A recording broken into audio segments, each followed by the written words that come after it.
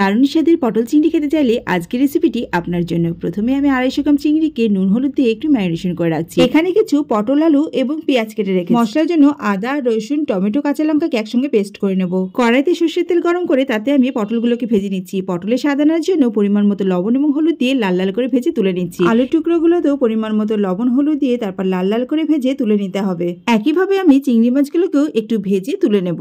এবারে তেলের মধ্যে ফোড়নের জন্য দিয়ে দিচ্ছি দারচিনি এবং গোটা জিরে। তারপর ফোড়নটাকে একটু ভেজে নিয়ে তার মধ্যে দিয়ে দিচ্ছি পেঁয়াজ কুচিগুলোকে হালকা লাল করে ভাজার পরে আমি যে মশলা পেস্টটা করে রেখেছিলাম সেই পেস্টটাকে দিয়ে দিলাম। কিছু কিছু গুঁড়ো মশলা এখন এখানে যোগ করতে হবে, যেমন হলুদ গুঁড়ো, লঙ্কার গুঁড়ো, জিরে গুঁড়ো, লবণ এবং স্বাদমতো চিনি।